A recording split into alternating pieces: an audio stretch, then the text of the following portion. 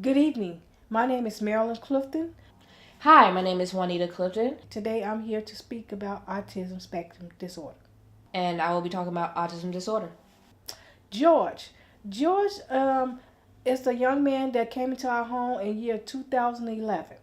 He was born at Northwestern Hospital. I was a foster parent of George who just met him as he was being born. I used to go up to the hospital and sit with him and nourish him because he was a child in the Chicago foster system. I found out the same time my mom found out. When she went to the doctors, they ran tests. They see if he had like attention problems, hearing problems, some stuff that's just sorted like that's kind of with autism.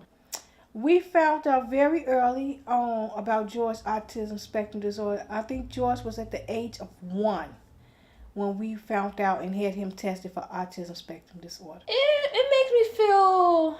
I mean, I still see him as a regular kid, but I feel I don't know. I just know I love him. He's my brother, you know. I feel sad sometimes that he won't have like normal experiences like normal kids, but I still see him as a normal kid, just special. I feel some sadness, some happiness because I know now that what he has, and I didn't know beforehand, and now that I learned how to deal with autism and living with autism in a special way. In the beginning, George was normal. He was a normal baby. He cried like a normal baby, ate like a normal baby. Then, as he got older, things started to change. He didn't like the texture of food. He didn't like bright lights or loud sounds. He couldn't look me in the eye. It was just these small things that I noticed. This is my first experience with dealing with autism spectrum disorder. George is not my birth child, but I took him in as my own, and I'm willing to deal with that. It's a big role to adopt a child with a disorder because he's still a normal child to me. Whatever diagnosis that he has, he's a good child. He wakes up. He's a bad baby, so he probably go to the refrigerator, grab his milk, lay in the bed, watch cartoons till he get ready to go to school.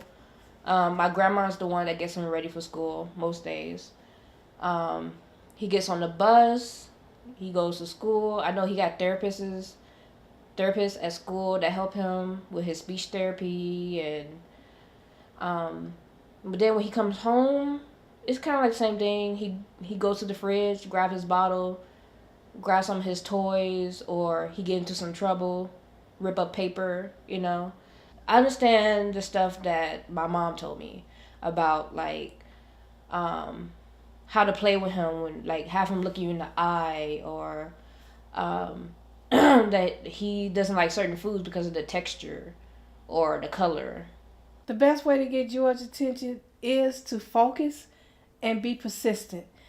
Loud noises don't get to George. I think the best way to get George's attention is stand firm and look into his eyes where he can pay attention to you. Look at him. Come on, George, let's play. Let's play, George. See? Let's play. Yeah, let's play, George. Let's play. What you want to play? Let's do patty cake. Let's do the patty cake. George, okay, he hears you, but he chooses not to listen. I know if you have like his sippy cup or his favorite food like raisin bread, you'll get his attention fast. I know he loves music, so if you play some music, he coming directly towards you because he loves speakers. When I'm dealing with George, you can learn in different ways. George is an autism spectrum disorder. It's a more of a sensory autism, sounds, different behavior, new people. It's different how children react with autism. So George can surprise me at any time. George does not speak. He's mute. So to get George to let me know things, it's more about picture pecks, pointing, or just knowing his daily routine. I remember when I adopted George. George was just adopted last year of August to 2017 to me and my family.